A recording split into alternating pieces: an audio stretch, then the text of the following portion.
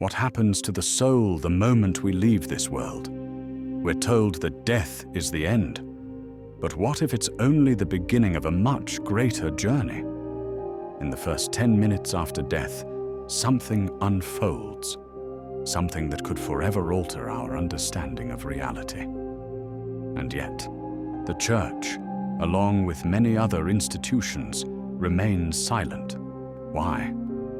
What is hidden in this mysterious gap, this forbidden moment no one dares to discuss? Today, we will begin to uncover the truth. The idea of life after death has always existed within religious teachings. But what if the Church has only told us part of the story? What if there are truths it has deliberately kept hidden? Could it be that the first moments after death hold far more meaning than we ever imagined?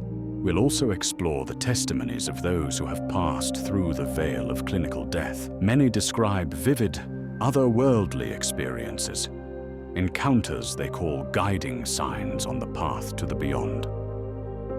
Time and again, these stories suggest that the first minutes after death hold not just the fading of consciousness, but moments of unexpected clarity, even revelation. Before we move on to the soul, let's first consider what happens on the physical level. When a person dies, the body doesn't shut down all at once. Instead, it begins a gradual process of decline. In the first few minutes after death, cellular activity doesn't stop immediately. Cells continue functioning briefly, and metabolism begins to slow. Internal organs gradually cease their work, and blood circulation comes to a halt. Lack of oxygen. As oxygen supply is cut off, cells begin to break down. The heart may stop within seconds, but the brain experiences oxygen deprivation even sooner. However, this doesn't mean that brain cells die instantly. Cooling and rigor mortis. The body begins to cool, a process known as algor mortis. Body temperature drops by about 1.5 degrees Celsius per hour until it matches the surrounding environment. At the same time, rigor mortis begins. Muscles stiffen due to chemical changes within the cells. Cellular activity continues. Even after the heart stops beating, some cells, such as those in the skin and liver, can remain active for several minutes. This raises a deeper question. What truly happens to the body if life, in some form, continues even after death has claimed it? What does the soul feel? Seconds that may seem like eternity. When we ask what happens to the soul in the very first moments after death, we touch upon one of the deepest and most mysterious questions of all. What does the soul actually feel during this critical transition? Many who have experienced clinical death describe sensations that defy logic, experiences so profound, so vivid, that they linger for a lifetime. These seconds may seem like eternity, not an end, but a gateway to transformation, revelation, and awakening. A journey beyond the physical. For many near-death experiences, the first sensation is unmistakable.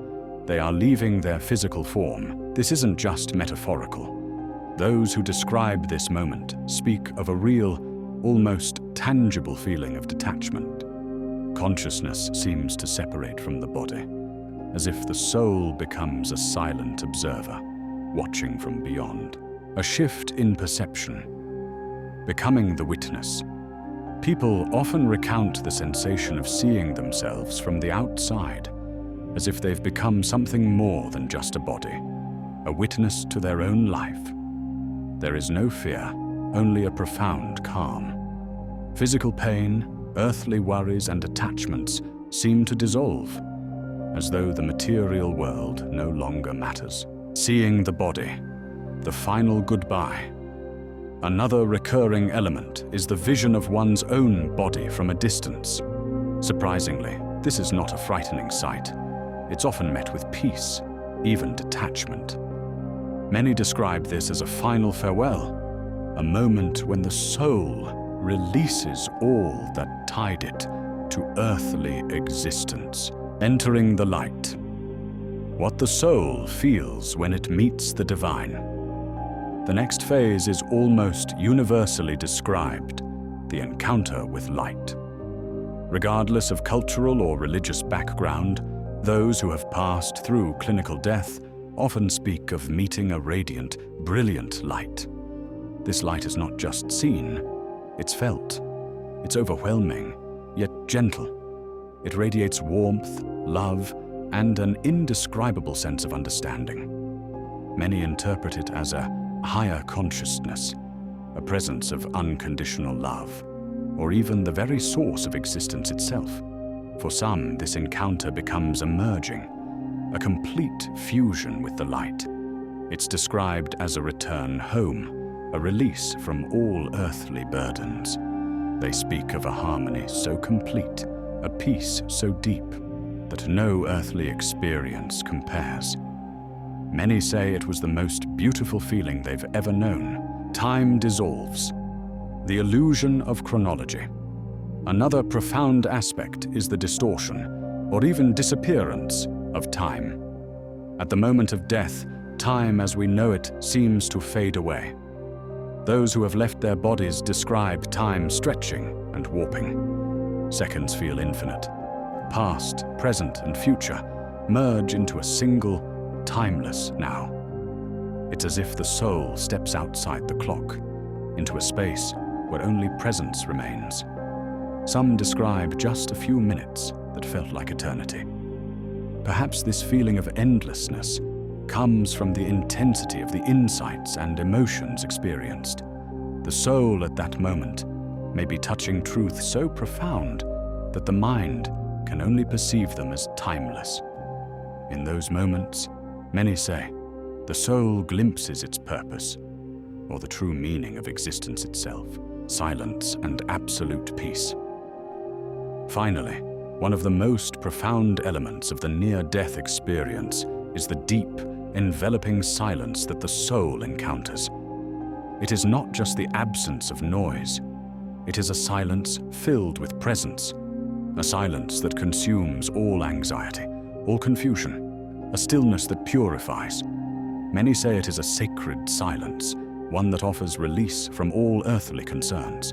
In this silence, there is no fear, no pain, no grief, only peace. A peace so complete that it feels like merging with the universe itself. Here, the soul is free, free from the noise of the world and united with something greater. Across cultures and religions, from the most ancient times, humanity has held strikingly detailed beliefs about what happens in the very first moments after death.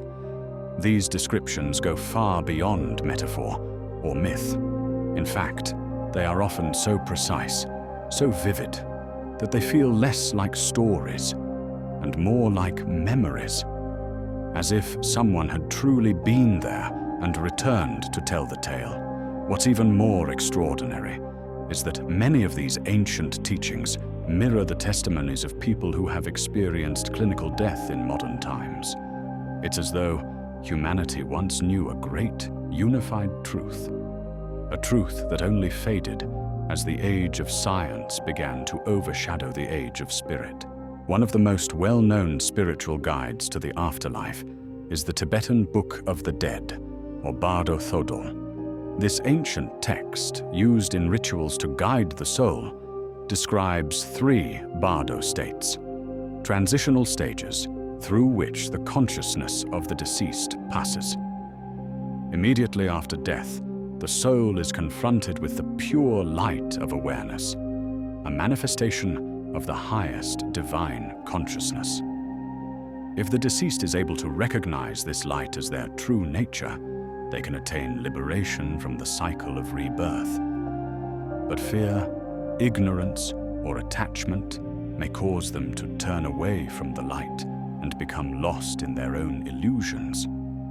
This state is said to resemble a dream filled with visions, from divine to demonic, which are reflections of the inner qualities of the deceased.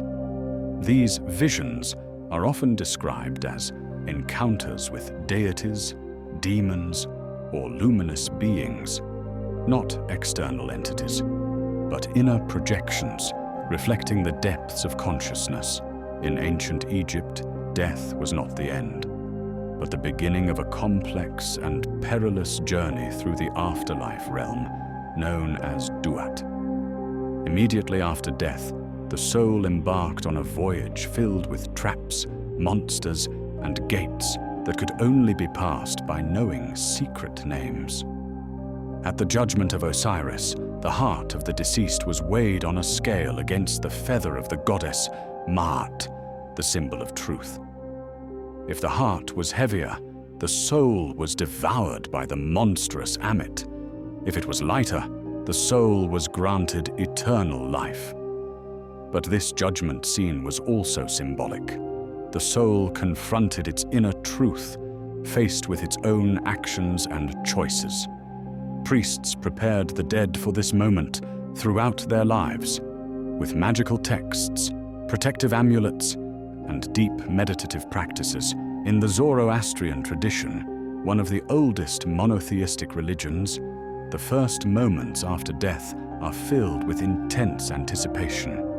The soul of the deceased arrives at the Chinvat Bridge, a mystical crossing between the world of the living and the realm of the dead. The width of the bridge changes according to the person's life. For the righteous, it is broad and safe. For the wicked, it becomes as narrow as the edge of a blade. At this moment, 3 spiritual beings appear, representing the person's deeds, words, and thoughts. Depending on their weight, the soul either falls into the abyss of darkness or ascends to the realm of light, the house of song. This teaching emphasizes the importance of moral purity and mindfulness in every action, for even after death, the soul experiences the consequences of every detail. In the Upanishads, the philosophical texts of ancient India, 2 paths are described that the soul may follow after death: the path of the ancestors, Pitri, and the path of the gods, Deva. Those who lived righteously and with awareness of the higher truth follow the path of the gods and do not return to the cycle of rebirth. They merge with Brahman, the universal spirit. Those who were attached to the earthly, to pleasures and illusions, take the path of the ancestors and are born again. According to these teachings, in the first moments after death, the soul may experience a moment of illumination, but everything depends on its prior preparation. Yogic practices and meditation were meant to train the mind to remain calm and clearly aware of its path after death. What's truly remarkable is that all of these traditions share a common structure: light, encounters with divine beings, judgment, realization, transition, and purification. These are the very same stages described by modern people who have experienced clinical death. The sensation of leaving the body, a light at the end of a tunnel, encounters with unknown beings, a life review, and a feeling of indescribable peace or terror. Is this merely a coincidence? Or did ancient civilizations know something we are only beginning to rediscover? The Church and its silence. Why is no one talking about the first minutes after death? For centuries, the Church has stood as the ultimate authority on matters of life and death. And yet, there is one aspect religious leaders rarely touch: what truly happens to the soul in the first moments after death. A restriction of knowledge. Throughout history, the Church has held hidden teachings, esoteric knowledge, and deep mystical practices. While it may proclaim that death leads either to heaven or hell, what if the mystery of those first minutes is too vast, too powerful for the average believer? Forbidden topics. Some theories suggest the Church intentionally conceals certain truths about the soul, fearing that such knowledge might shake the foundations of faith. People might turn to mysticism and the occult in search of answers, abandoning traditional doctrines, a threat to authority. Like many institutions, the Church may fear that deeper understanding of death and the soul's journey could unravel long-held beliefs. If people came to see death not as an end, but as a beginning, a transformation, it could fundamentally challenge the Church's power and role in spiritual guidance. What is the Church hiding? Could it be that in those first moments after death, a person comes face to face with the ultimate truth, a truth about their life, their soul, and what lies beyond? Perhaps this knowledge is too powerful, too dangerous to be openly shared. There may exist hidden teachings, long forgotten or deliberately concealed, that reveal something far greater than the simple notion of a soul's transition. These mysteries could overturn everything we believe about death, and even about life itself. The first 10 minutes after death are not just a moment of disappearance. It is a time when the soul may come face to face with the truth of what it is, and what will happen to it next. The Church may be hiding this information, but we have a chance to uncover these mysteries. What if our understanding of death is limited by a distorted reality? Share your thoughts in the comments. Have you ever wondered what happens in those first moments? Subscribe to explore the depths of this mysterious truth together.